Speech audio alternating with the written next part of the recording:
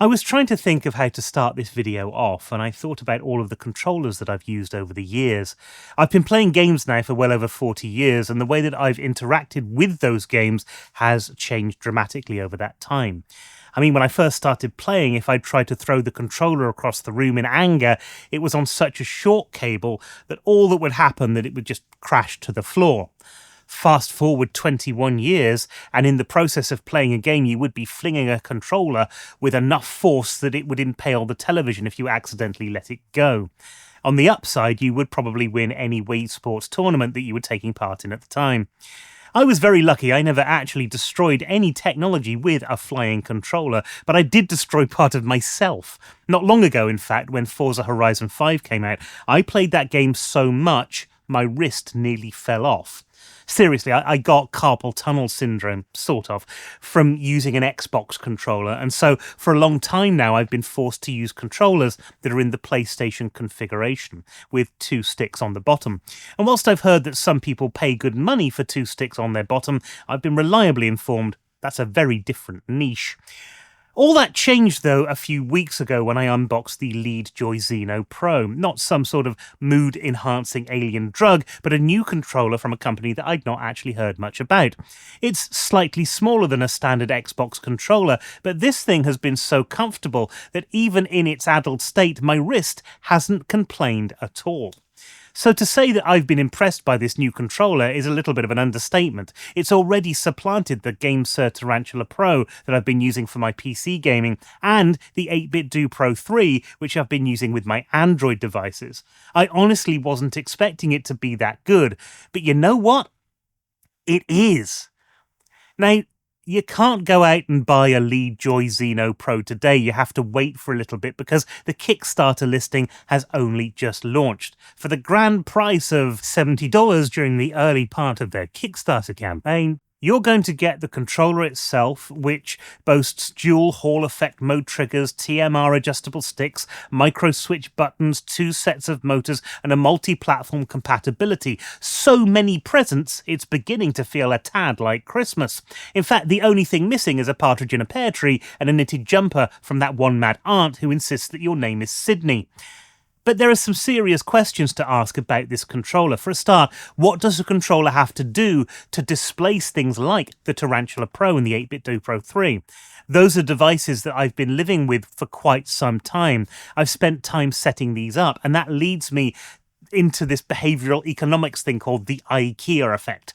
Now, it's not about overpriced flat pack furniture, but by all rights, I shouldn't want to give up those controllers because I have put time and effort into customizing them. And yet, the Leadjoy Xeno Pro has just slotted into my gaming sessions as if it had been with me all my life. How did that happen? One of the reasons might be the haptic feedback on this thing, which has really surprised me.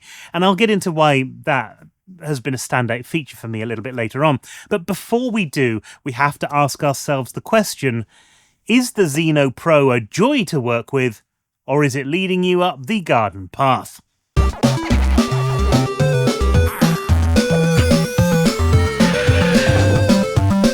Before we start, I've got to tell you that this unit was sent over for free by Leadjoy, but no money has changed hands, and they've got no editorial control whatsoever. What they do have, however, is a Kickstarter, which has got a link in the description below if you're interested in this device. And over the past few weeks, I've been kickstarting my way through a review of this unit, which, and it gives me a lot of pleasure to say this, I am actually very excited about. I've spent a lot of time using this with Forza Horizon 6, but I've also used it with some indie games, some retro games, Indiana Jones, which I guess is another indie game, but not in the same way as the previous indie games that I've used, and Spider-Man Remastered. And the TLDR for this video is that I felt this is good enough to replace both the 8-Bit Do Pro 3 and the Tarantula Pro, which I still need to do a video about, and that's going to be a lot more difficult now because of how much I like this controller. The headline here, I think, has to be the sticks, because you've got a 12-bit TMR adjustable joystick. And I think this is the first time that we've seen TMR sticks with adjustable tension. I might be wrong, but I don't think I've seen those two together. When I looked up adjustable tension on the internet, I got wholly the wrong set of pictures. But I've seen a lot of Hall effect sticks with adjustable tension, but not many when it comes to TMR. Turning the tension ring is actually pretty easy, but it's not something that you're going to knock when you're playing a game. The stick caps can foil your hands a little bit, but get in the right position and actually you could adjust these on the fly if you wanted to. They hold tension better than my waistband after Christmas dinner, and the stick quality is excellent. I have to admit, I didn't think that I'd be commenting on stick quality until I'd reached my 80s and started Mr. Steven Zimmer frame corner. But with these, you get no jitter, no access snapping. It doesn't seem to skip to the center. There's minimal center drift and there's no dead zones. It's all the sort of things that matter most when you're pounding around Tokyo, swinging through New York, or beating up Nazis. You also have 300% high-friction rubber stick caps. Actually, the high-friction stick caps are excellent, and some people would say they're worth the price of the controller alone. However, these are a different fitting than other caps that I've seen, and I'm not sure that third-party replacements like Control Freaks and similar would seat properly. Unfortunately, I don't have any to try. But one thing you won't want to swap out are the buttons and triggers, because here you have got glorious micro-switchy buttons and micro-switchy D-pad as well, which is absolutely brilliant under your fingers. Now, Leadjoy says that you've got 16 micro-switch buttons across this unit, which would cover the D-pad, the 4 face buttons, the 2 shoulder buttons, and the 4 back paddles. For those of you with degrees in mathematics or are heavily into gambling, you will realise that's only 14 buttons. However, the other 2 are going to be made up either of the stick clicks, or which are micro switches, or the micro switches on the triggers in micro switch mode. More on that later. The shoulder buttons and L4 and R4 don't feel quite like micro switches to me. They don't have the same click as the other buttons. Now, I've not opened this unit up to take a look at it, but I suppose it could just be the way that the unit is tuned or dampened. Either way, they don't feel quite as satisfying as all of the other buttons on the unit, because everything else just clicks. The D-pad you get on this device when you take it out of the box is the old Sega-style circular D-pad, and you know what? It feels fantastic. It'll do things like passing the Kirby pancake test as if it's a walk in the park, and this is because of its central pivot design, so you don't get that opposite direction triggering, but you can still hit diagonals when you need to. It's a smart bit of engineering, but this controller has another trick up its sleeve because included in the box is a more classic 4-way directional D-pad. This sits slightly closer to the unit's body, but it's still incredibly nice to use. I did find myself using the circular D-pad more often though, because it just felt like it worked better. It was easier to hit those diagonals, and that means it was easier to hit M. Bison as well. In terms of the bumpers and triggers, the bumpers are not much to write home about. They work really well, they've got a really nice texture over them that complement the feeling of the device.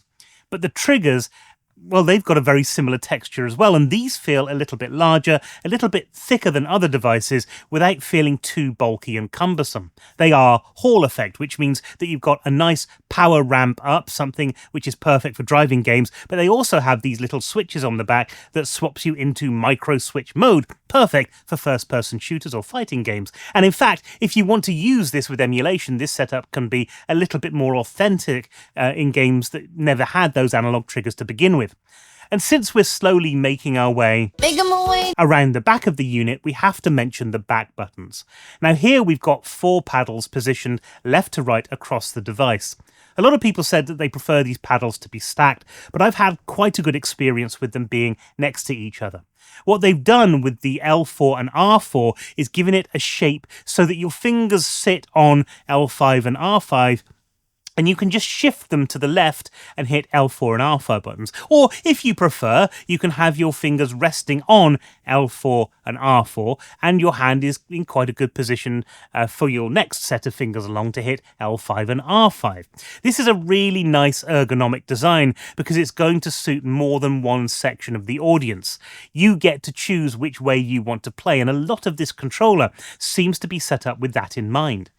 And that even includes the haptics. Now, when I was a kid, I thought that a rumble motor was a car with a V8 engine, and I've never been that worried about that haptics in controllers because they've never felt quite that immersive to me anyway.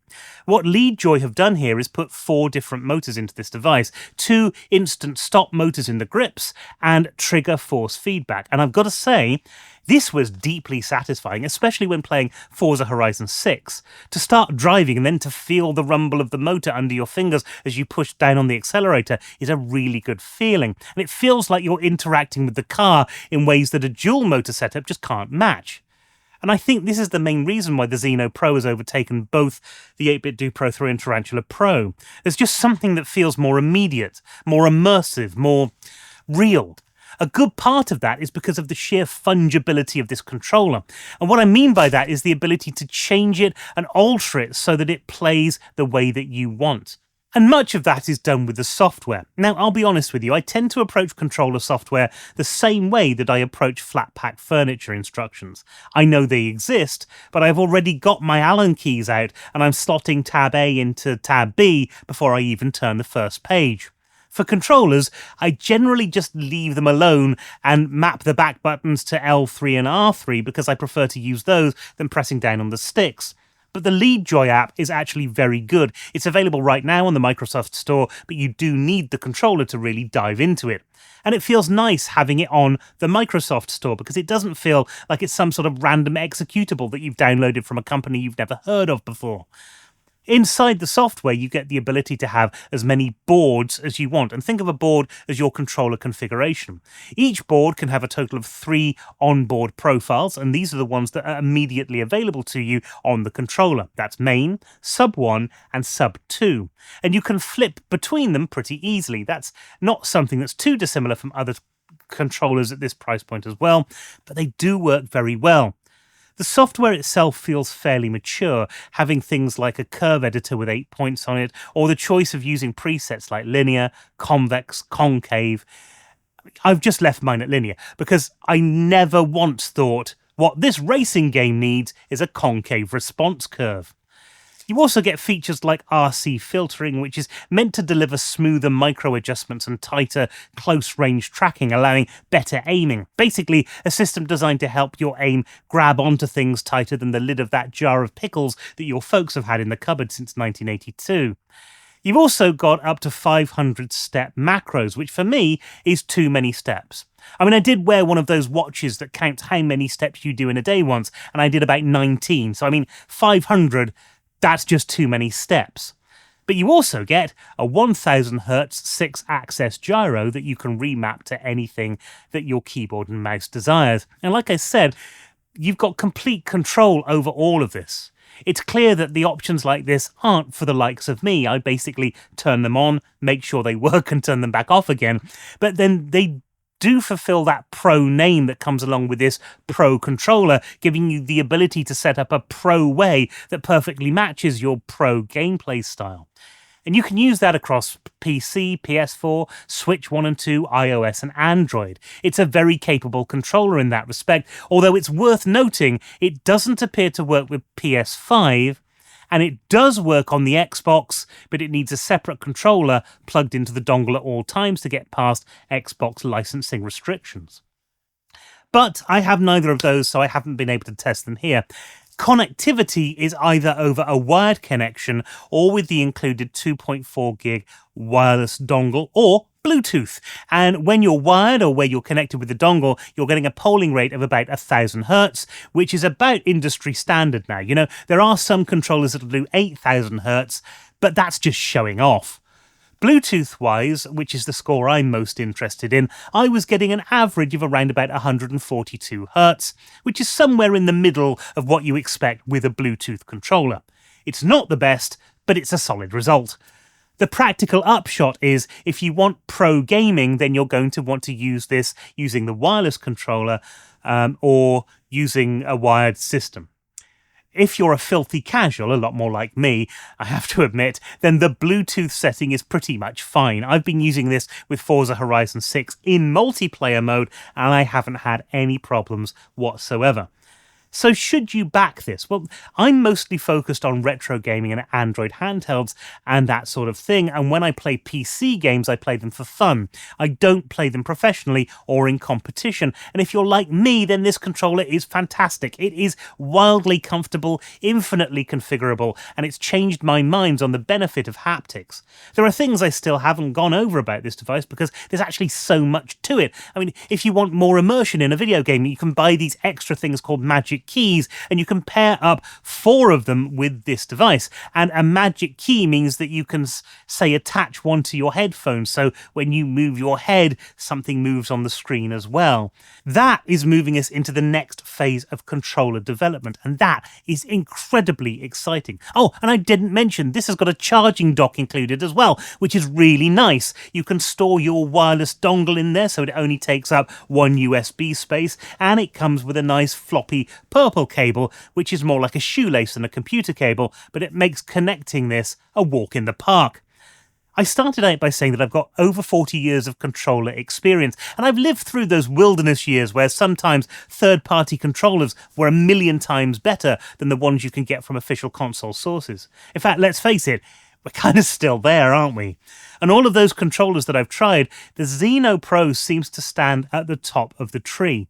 Maybe not the best controller on the planet, and there are certainly controllers that are more expensive than this one, but this is probably at the top of its game at this particular price point. The fact that this has replaced 2 controllers that I've been inordinately happy with kind of blew me out of the water. I wasn't expecting to change my controller so soon after getting the Tarantula Pro.